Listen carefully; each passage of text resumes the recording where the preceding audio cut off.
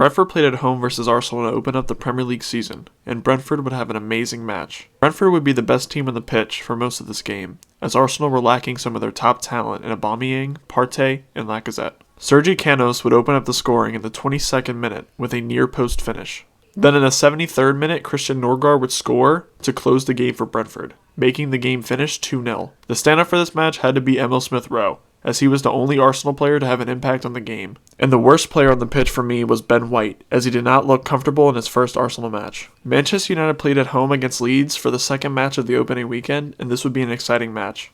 The first half would be quite back and forth, with Bruno Fernandes breaking the deadlock in the 30th minute with a brilliant link-up play with Pogba. The second half would start and Leeds would be the better side, with Luke Ayling having a beautiful outside-of-the-box strike into the top left corner in the 48th minute. After that, United would dominate as they would score 4 more times, with Fernandes getting 2 more and completing the hat-trick, Greenwood scoring, and Fred getting the 5th goal, with a finishing score of 5-1. Paul Pogba would have a masterclass, getting 4 assists, and Fernandes would get a hat-trick. The standout for this match had to be Paul Pogba, due to his 4 assists, and the worst player in the match had to be Kilch for Leeds, as he did not look comfortable in possession. Burnley played Brighton at home to start off their Premier League season, and this game would start off quick, with a second-minute headed goal by Tarkowski from a corner. Neil Maupay would finish a tap-in the 73rd minute to tie the match, and finally Alexis McAllister would seal the game for Brighton in the 78th minute from a cutback pass from Pascal Gross, finishing the match for Brighton 2-1. The standout from this match has to be Brighton's centre-half Shane Duffy. The worst player in this game for me was Jack Cork from Burnley, who really struggled to get into the game. Chelsea played Crystal Palace at Stamford Bridge for the first game, and they dominated from start to finish. The scoring would start in the 27th minute with a beautiful free kick from Marcus Alonso. Then Christian Pulisic would double the lead in the 40th minute with a rebound goal. Finally, Trevoh Chalobah would score a screamer from outside the box in the 58th minute to finish the game 3-0. The standout of this match has to be Marcus Alonso, as he was dominant on the left, creating and linking up play, and opened up the scoring. The worst player in the game for me had to be Wilfried Zaha, as he had absolutely no impact on the game. Everton played Southampton at home this match week, and this game would start badly for Everton. Southampton's new signing Adam Armstrong would open up the scoring in the 22nd minute after a Michael Keane mistake in defense, leading to a 1-on-1 versus Pickford. Everton would start the second half a different team, and would dominate with Richarlison, Doucouré, and DCL scoring goals to finish the match 3-1 for Everton. The standout for the match had to be Richarlison, and the flop of the game had to be Michael Keane, with his abysmal mistake, and he did not look comfortable at times for Everton throughout this match. Leicester played Wolves at the King Power Stadium this week, and this would be an exciting back and forth match. Leicester would open up the scoring when Vardy would score in the 41st minute from a Ricardo Pereira cross. This would be the only goal of the game, as it would end 1-0. However, Wolves arguably were the better side,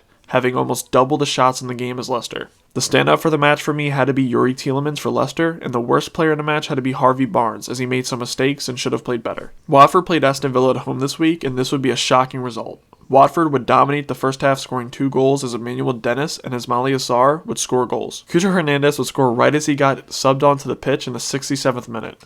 John McGinn would score a wonder goal off the volley from a Leon Bailey cross in the 70th minute. And Danny Ings would finish the scoring for the game in the 97th minute with the first penalty goal in the Premier League this season, finishing the game 3-2. The standout for this match had to be Ismaila Sarr for Watford, as every time he touched the ball, Watford was dangerous, and the worst player in the match had to be Emi Buendia, as he had little to no impact on his match for being their record signing. Norwich played Liverpool at home this week, and it would be a good match. The first half would be back and forth, but Liverpool would break the deadlock in the 26th minute as Jota slotted his right foot shot past Tim Krul. Then in the second half, Liverpool would clearly be the better side, as Firmino and Salah would both get goals, as the game would finish 3-0 for Liverpool. The standout player of this match had to be Mohamed Salah for Liverpool, as he scored once and had 2 assists. And the worst player of this match had to be Kostas Tsimikas for Liverpool, as in the second half he made way too many mistakes. Newcastle played West Ham at home this week, and this game was probably the most entertaining of the weekend. This game was open from start to finish, as both teams excelled on the offensive side of the game, but struggled heavily on the defensive side. The scoring would start early, with Wilson scoring a header in the 5th minute, and West Ham responding with Cresswell scoring in the 18th minute. Newcastle would take the lead back before halftime, with a 40th minute header from Jacob Murphy. Finally, in the second half, West Ham would explode, scoring 3 goals in a 13-minute span, with Benrahma, Souček, and Antonio all scoring, finishing the game 4-2 for West Ham. The standout for this match for me had to be Alan St-Maximin, as he was the only player on the pitch for them creating for his team. The worst player in this match was Emil Kraft, as he just looked lost on the pitch at times and did not play too well defensively. Tottenham played Man City in their first match week, and this would be a major upset that may keep Kane in North London. This would be a back-and-forth game until Spurs would break the deadlock in the 55th minute with Heung-min Song's amazing left-footed curler, and Spurs would hold on to win the game 1-0. I'd like to add that I perfectly predicted this game in my week 1 predictions. Anyway, my standout for this game has to be Lucas Moura, as he was amazing in possession and constantly was a threat to Manchester City's defense. I'd also like to give a shout out to Japhet Tengenga's amazing right-back performance, shutting down anything that went his way. I think the worst player in this match was Raheem Sterling, as Tanganga destroyed him on the wing and he barely did much in this match.